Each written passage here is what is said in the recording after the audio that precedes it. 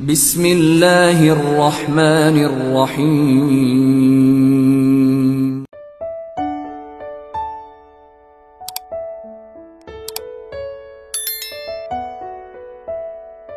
Bismillahirrahmanirrahim. Assalamualaikum warahmatullahi wabarakatuh.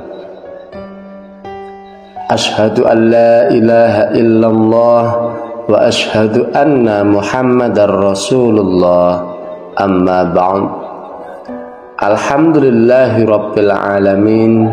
Puji syukur hanya bagi Allah Subhanahu wa ta'ala yang telah menciptakan kehidupan dan kematian sebagai ujian bagi umat manusia. Allahumma sholli ala sayyidina Muhammad wa ala ali sayyidina Muhammad. Salawat beriring salamnya Allah senantiasa tercurah limpahkan kepada junjungan kita baginda Nabi Agung Muhammad sallallahu alaihi wasallam, dan mudah-mudahan kita menjadi umat beliau yang kelak memperoleh syafaat dan pertolongannya hatta yaumil akhir. Amin ya Allah ya rabbal alamin. Para sahabatku yang dirahmati Allah, kematian adalah suatu kepastian.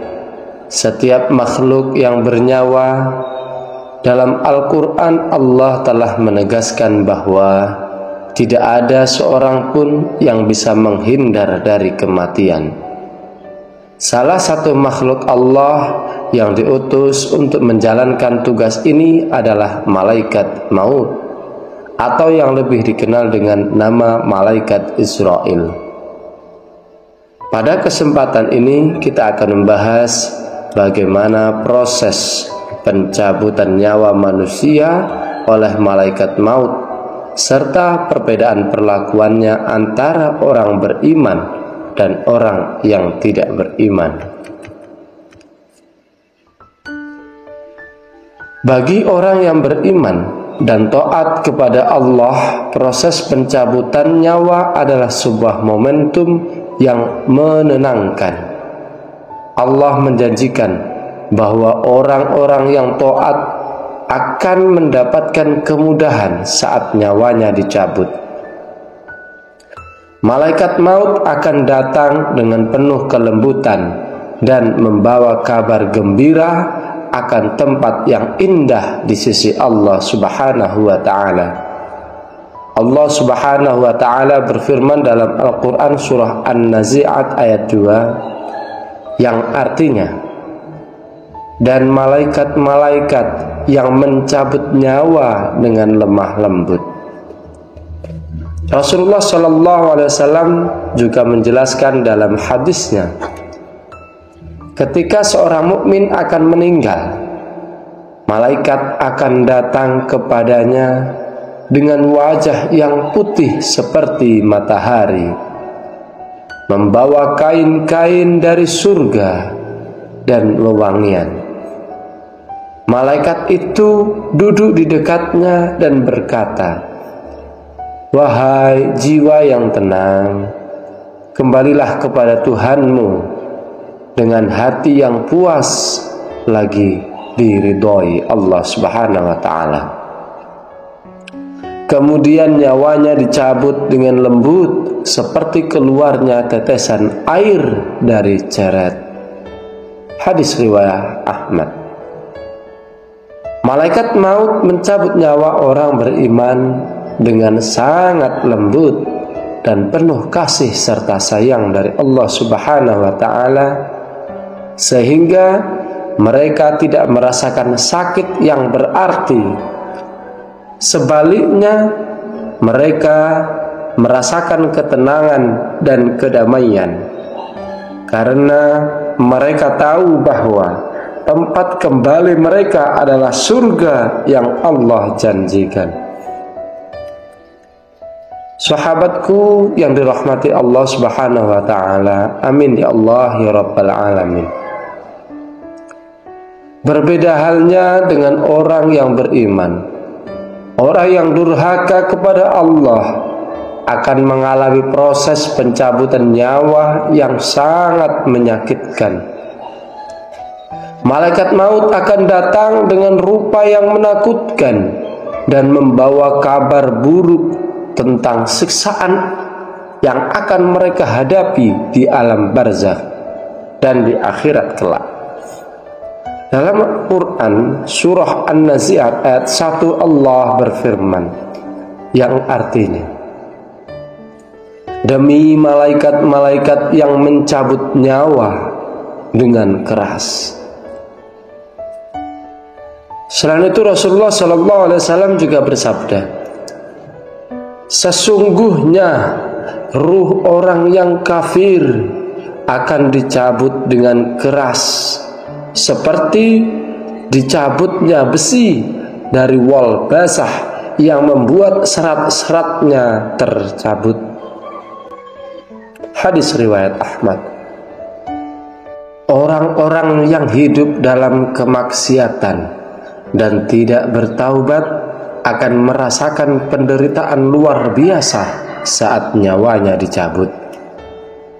Malaikat maut tidak akan memperlakukan mereka dengan lembut, melainkan dengan sangat keras dan penuh dengan siksaan, sebagai balasannya atas kehidupan yang mereka habiskan dalam kedurhakaan kepada Allah Subhanahu wa ta'ala.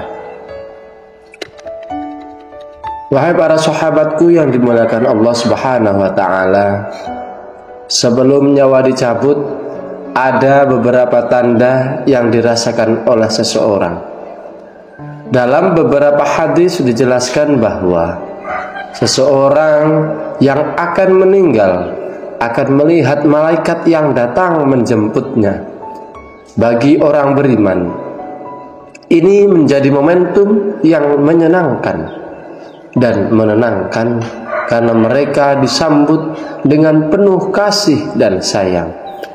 Sedangkan bagi orang yang durhaka, momen ini menjadi saat yang penuh dengan jadi ketakutan, karena mereka tahu bahwa siksa dari Allah sudah menanti. Dalam Al-Quran surah Al-Mu'minun ayat 99 sampai dengan 100, Allah mengabarkan penyesalan orang yang durhaka saat nyawanya dicabut. Demikianlah keadaan orang-orang kafir, hingga apabila datang kematian kepada seseorang dari mereka, dia berkata, "Ya Tuhanku, kembalikanlah aku ke dunia agar aku berbuat amal yang sholih terhadap yang telah aku tinggalkan." Sekali-kali tidak, sesungguhnya itu adalah perkataan yang diucapkannya saja.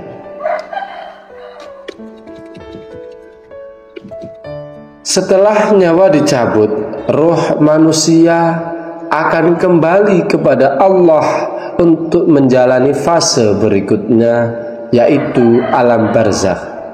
Bagi orang beriman, alam barzakh akan menjadi tempat istirahat yang damai. Sedangkan bagi orang durhaka, alam barzakh akan menjadi awal dari siksaan yang sangat pedih. Rasulullah Shallallahu Alaihi Wasallam bersabda, kuburan adalah taman dari taman-taman surga atau lubang dari lubang-lubang neraka. Hadis riwayat Tirmizi. Setiap orang akan mendapatkan perlakuan sesuai dengan amal perbuatannya selama di dunia. Orang yang senantiasa bertakwa maka akan mendapatkan kebahagiaan sejak pencabutan nyawanya hingga saat di alam kubur. Sementara orang yang durhaka akan mendapatkan penderitaan yang dimulai sejak nyawanya dicabut dengan keras. Sahabat rahimakumullah, proses pencabutan nyawa adalah salah satu momen yang paling penting dalam hidup seorang manusia. Ia menjadi penanda akhir kehidupan dunia dan awal dari perjalanan menuju akhirat. Oleh karena itu, penting bagi kita untuk selalu memperbaiki diri dan meningkatkan keimanan, agar kita ketika malaikat maut datang menjemput, kita mendapat perlakuan yang lembut dan penuh dengan kasih sayang. Semoga bermanfaat. Kurang lebihnya saya mohon maaf. Assalamualaikum warahmatullahi wabarakatuh.